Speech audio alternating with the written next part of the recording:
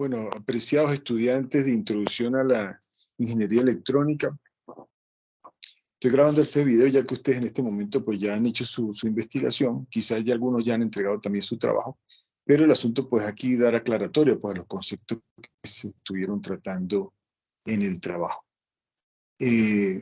La idea era desarrollar algunos puntos que, bueno, más tienen que ver con la tecnología, como se desarrollan los circuitos electrónicos, ¿verdad? Y hay muchos conceptos ahí asociados. Acuérdense que esto es una parte solamente introductoria, ¿no? Introductoria. Ya que estoy aquí buscando. Ok. Entonces.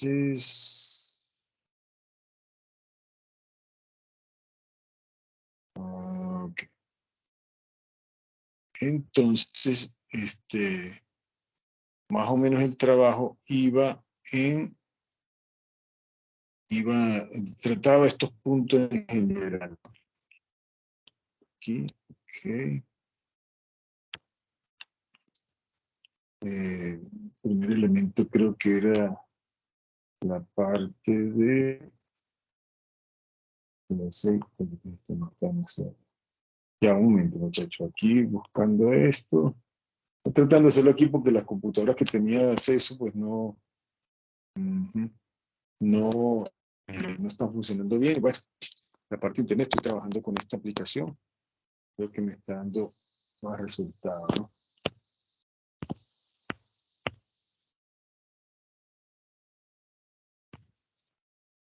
Ya. Entonces, bueno, hablamos de las propiedades resistivas. Bueno, la idea fundamental de esto es que ustedes se den cuenta de que ciertamente, pues, los elementos que nosotros vamos a estar trabajando en la electrónica, pues, tienen que tener cierta movilidad de electrones, pues. Y los reyes de esa movilidad en electrones, pues, son los materiales metálicos, ¿verdad? Como el aluminio, como el hierro, como el cobre, el oro, pero es un material muy caro. Pero hay otros elementos que no tienen tanta movilidad en los electrones, pero sí pueden ser parte de un circuito electrónico. Entonces ahí por lo menos vendría el carbón y el papel. Hay ciertos elementos con los que se puede construir resistencias eléctricas, la cerámica, por lo menos también. Y el asunto es que ellos pueden en cierta forma tener cierta libertad en los electrones y por lo tanto permitir cierta corriente electrónica, sobre todo el carbón.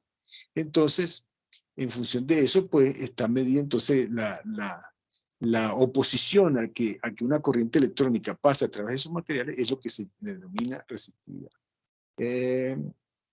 La capacidad de transporte de la corriente de los conductores, bueno, ciertamente ahí emerge un concepto que es el efecto Joule, que es que a medida que tú reduces el conductor por donde va a estar pasando la corriente, pues esa vibración de los electrones pasando a través de ese elemento conductor hace que se recaliente el mismo conductor. Entonces, ¿cómo hacemos para bajar ese recalentamiento? Aumentando el diámetro. Entonces, a medida que se aumenta el diámetro del conductor, entonces hay más capacidad de transporte de ese conductor. Por eso cuando usted, bueno, ve por lo menos los cables que llegan, los cables de electricidad que se reparten hacia las casas, o sea, la industria, lo que cambia es el calibre.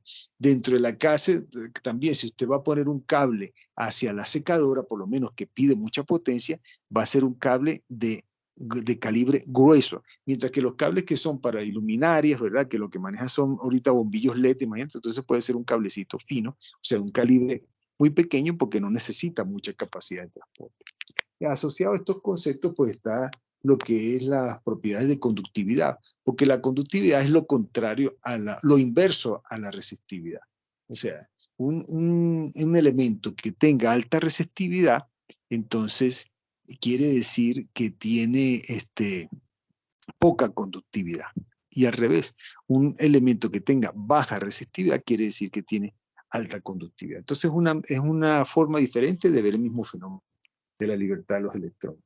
De ahí entonces surgen otros elementos que son los que ya son aislantes. Los elementos aislantes son aquellos pues, que no permiten el paso de la corriente eléctrica y se transforman en lo que serían los los aislantes de electricidad. Por lo menos podemos hablar de la madera, el plástico, eh, eh, el cartón, bueno, etcétera. Todas estas cosas. Entonces, ahora, sin embargo, esos materiales eléctricos, esos materiales aislantes, ¿verdad? Bajo ciertas condiciones, entonces podrían comportarse como almacenadores de carga. Por lo menos para elaborar los condensadores se utilizan esos materiales aislantes, ¿verdad? Y afectando ciertas partes, ciertas características, pues los podemos hacer que ellos almacenen carga eléctrica. Por lo menos a veces lo que por lo menos se hacen condensadores con papel o cartón y se humedecen con una solución salina, ¿ve? Que ya tiende a almacenar electrolitos, ¿verdad? Pero sigue manteniendo sus propiedades aislantes hacia los conductores, entonces, pero ahí se almacena carga eléctrica en medio de los condensadores. Entonces, eso es lo que serían los dieléctricos. Y con eso se hacen los capacitores. El magnetismo sí es un fenómeno bastante interesante porque debe implicar a conductores, ¿verdad? Conductores que tengan movilidad en sus electrones, pero facilidad de orientación en sus moléculas, respondiendo a lo que sería el comportamiento de un dipolo magnético. Entonces, cuando tú estás haciendo pasar corriente eléctrica alrededor de un material, ¿verdad? Y este material, sus moléculas pueden orientarse magnéticamente, entonces estamos hablando que ya eso sería un material con magnetismo. Y el magnetismo y la electricidad pues están relacionadas directamente. De bachillerato ustedes vienen viendo por lo menos lo que es la ley de Lenz y la ley de Faraday.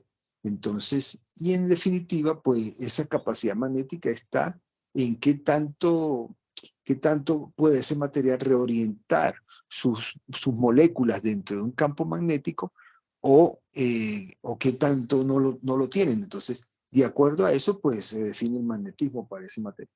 El material ahorita, digamos, más utilizado para hacer y utilizar esta parte magnética es lo que se llama materiales ferromagnéticos, pues, que como te digo, son aleaciones metálicas que permiten esa orientación en los polos, en los polos magnéticos de sus propias moléculas, ¿no? Bueno, todo eso también pues nos lleva a lo que son los semiconductores, que ya es otro tipo de material, donde, digamos, estos materiales no solamente tienen los electrones, que son los que portan carga negativa, ¿verdad? Que fluyen dentro del material, sino que también definen la ausencia de esa carga negativa. Entonces, en los enlaces que están alrededor de los núcleos atómicos de ciertos materiales, pues entonces cuando un electrón es quitado, ¿verdad? De allí, entonces se forman lo que se llaman los iones. Los iones, ¿ves?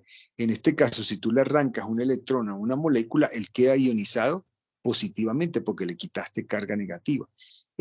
Hay ciertos materiales, entre ellos el silicio y el germanio, que hacen que esos espacios donde donde está la ausencia de un electrón, pase a comportarse como si fuera un corredor de carga positiva. En electrónica eso se llama un hueco. Entonces los huecos mueven cargas positivas y los electrones mueven carga negativa. Todo esto bajo los conceptos de oxidación y reducción que se han visto en química. Ustedes lo vieron en química de bachillerato, donde oxidación pues es cuando se pierden electrones y un material se dice que se reduce cuando gana electrones. Entonces, todos esos procesos están implicados allí para hacer lo que son esos materiales semiconductores a través de la epitaxia, que es a través del cual tú depositas de una forma a conveniencia, ¿verdad? Dentro de un cierto patrón, ¿verdad? Ese material semiconductor, que como te digo, puede tener carga positiva y tiene carga positiva y negativa al mismo tiempo, ¿verdad? Huecos y electrones, ¿verdad? Sobre algo que se llama un sustrato, que es como la base donde tú vas a depositar eso. Y en función de eso, entonces se hacen circuitos eléctricos, diodos, transistores y acumulaciones de estos mismos circuitos, ¿verdad? Bueno, de ahí también, en base precisamente a este asunto de los electrones, pues como ustedes vieron en los videos, pues también hay otra característica muy importante, que es el hecho de que algunos materiales son activados por la luz. O sea, cuando la luz, acuérdate que la luz viene del sol, vamos a decirlo así, ¿verdad? Pero también de cualquier fuente luminosa, pero estamos hablando del sol para que tú te imagines y sepas que, bueno, que el sol emite una gran cantidad de energía. Entonces, cuando esa luz llega a ciertas alianzas, a ciertas fusiones entre materiales, eh, semiconductores y metálicos y aislantes, o sea, ahí se van a producir ciertos efectos bastante interesantes. Entonces, esos efectos son utilizados para desarrollar lo que es la parte de la electrónica desde el punto de vista de los sensores y como conductores de luz también y también como sensores ópticos. De esos, pues te puedo poner el ejemplo de lo que era el tubo de rayos catódicos. Del tubo de rayos catódicos, entonces, era un elemento que hacía la función inversa. Tú le hacías pasar electricidad y este elemento, entonces, en sus filamentos emitían luz. Pero al no ser de forma visible, ¿qué eran? Eran radiaciones electrónicas y entonces eran lo que eran tubos de rayos catódicos y más o menos en ese efecto, por ese fenómeno es que se entiende pues todos los equipos que utilizan pues las radiaciones de rayos, los rayos X, los rayos gamma y al revés, cuando tú captas esas radiaciones y las transformas en señales de voltaje, estás utilizando el fenómeno óptico que está ahí en esa química física. Utilizas entonces sensores de radiaciones, gamma, radiaciones X, los contadores Hegel para detectar radiaciones que ya están en la parte de radiaciones nucleares, pues de las fisiones nucleares. Bueno, más o menos esto es las ideas que ustedes tienen que tener allí al pasar ahorita por estos términos y por el trabajo que están realizando, y de esta forma pues darse una panorámica de que todo lo que ustedes han visto de física y química desde bachillerato, pues es lo que hace posible que estos elementos, ¿verdad?, se hayan especializado para lo que es electrónica, que es la carrera que ustedes van a estar estudiando. Sin esa parte física y química y esa comprensión de esos fenómenos, no se hubieran podido desarrollar la tecnología que ahorita tenemos para desarrollar circuitos electrónicos, y por lo tanto ya nosotros ¿qué es lo que hacemos? Nosotros no desarrollamos elementos como tal para circuitos electrónicos. Vamos y los compramos, pero en función de eso sí desarrollamos los circuitos y las aplicaciones que se hacen con ellos.